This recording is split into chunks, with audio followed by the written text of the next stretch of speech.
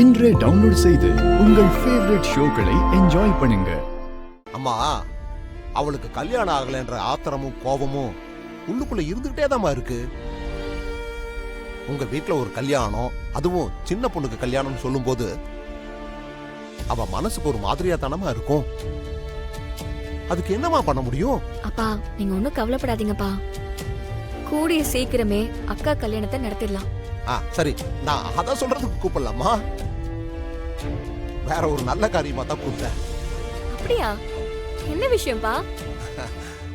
அது வேற ஒண்ணு இல்லம்மா, மாப்பிள்ள வீட்டுக்கு வந்திருந்தாரு. உங்ககிட்ட கல்யாணத்துக்கு எங்களை கூப்பிடலன்னு சொல்லிக்கிட்டு இருந்தல, திடீர்னு பார்த்தா நம்ம மாப்பிள்ள வீட்டுல வந்து நிக்கிறாரு.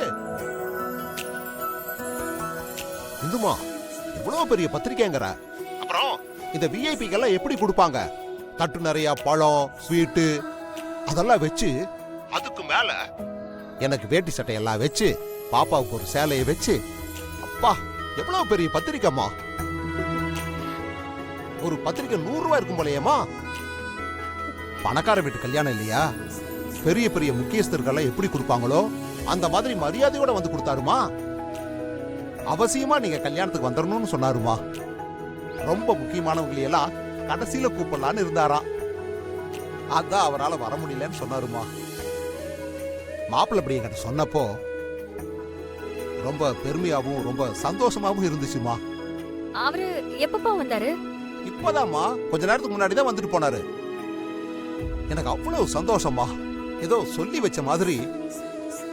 நாம அப்பதான் இதை பத்தி கேள்விப்பட்டு பேசிக்கிட்டு இருந்தோம். மாப்பிள்ள அந்த நேரத்துல வேற எங்கேயோ பத்திரிக்கை வச்சுட்டு வந்திருக்காருமா.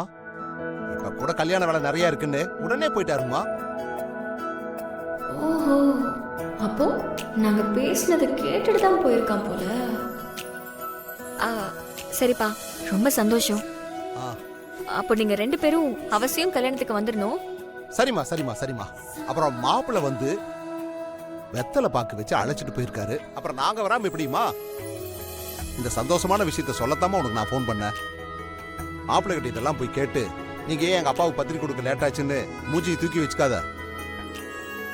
அவங்க பாவம், நல்லவங்க தான், பெரிய இடத்த ஆளுங்களா இருந்தாலும் ரொம்ப பெருந்தன்மையா நடந்துக்கிறாங்கம்மா. அம்மா, மாப்பிள்ள ரொம்ப தங்கமானவருமா. அவரு மனசு நோகாம பாத்துக்கம்மா.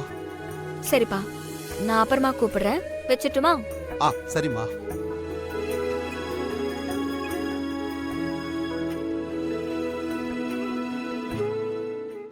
பரவாயில்லையே, இவ்வளோ தூரம் ரொம்ப தன்மையாகவும் பண்பாகவும் நடந்துக்கிறானே. நம்ம நினைச்ச அளவுக்கு இவன் மோசமானவன் கிடையாது.